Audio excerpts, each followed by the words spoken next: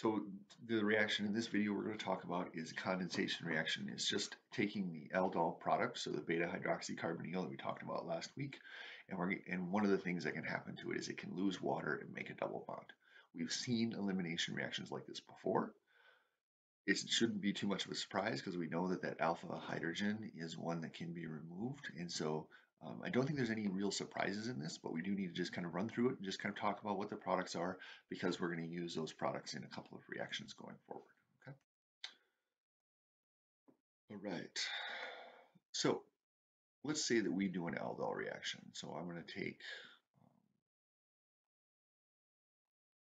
acetophenone and I'm going to react it with benzaldehyde.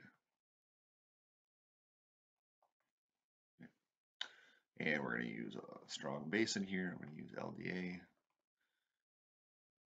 We look at this and we say, okay, so LDA is a strong base. It's going to remove a hydrogen. So which hydrogens can we remove?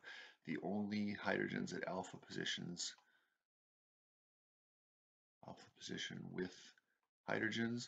That's the only alpha position with hydrogens in either of these molecules, right? We have an alpha position to the left here, but that position has no hydrogens on it.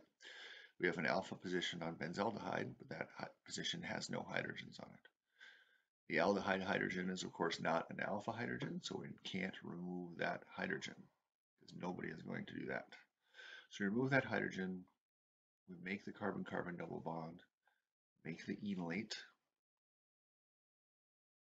right? So we make the conjugate base of our ketone, that's the enolate, we remove the hydrogen from the alpha position, make the carbon-carbon double bond. This is now nucleophilic at the alpha position, and so it attacks the carbonyl, breaks the carbon-oxygen pi bond. Now, when you first draw your connection between these two compounds, this is a great place to count your carbons. Right?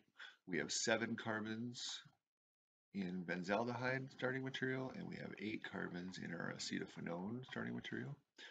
We haven't lost any of those carbons, and so we would expect to see 15 carbons in our final product. And we have 6 in this benzene ring, 6 in this benzene ring, and then we have carbonyl alpha position, carbonyl carbon. So we have 3 across the middle, that's 15, that's exactly what we want.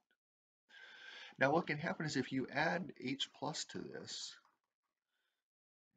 if you add a strong enough acid, well, first of all, of course, you're going to make the alcohol of this position, but if you add a strong enough acid, you can, of course, add multiple equivalents of H plus.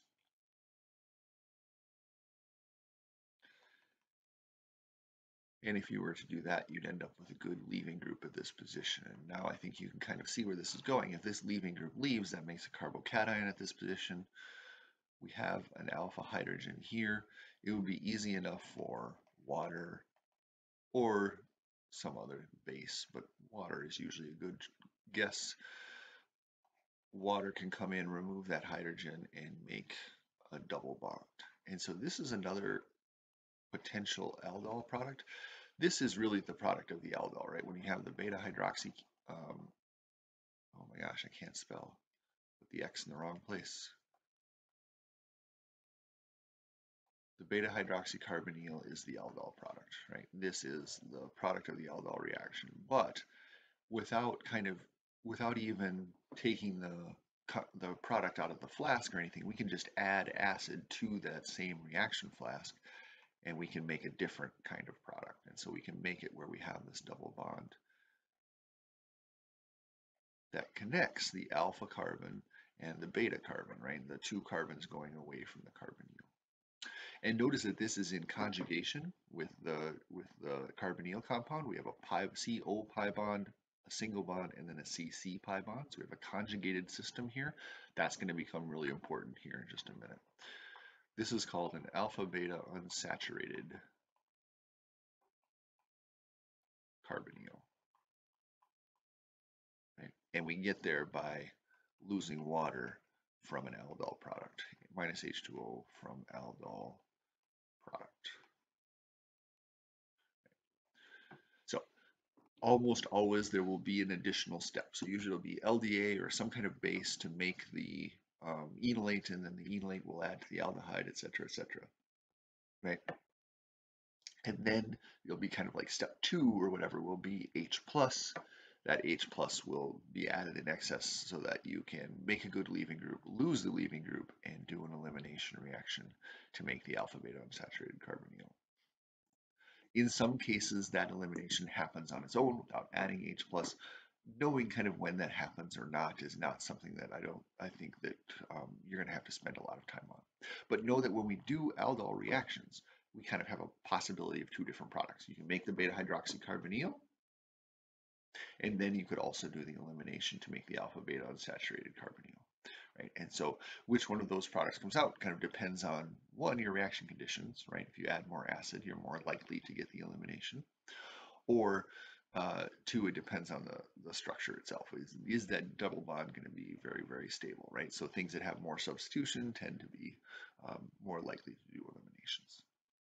All right, so that's one additional product that we can get out of the aldol reaction.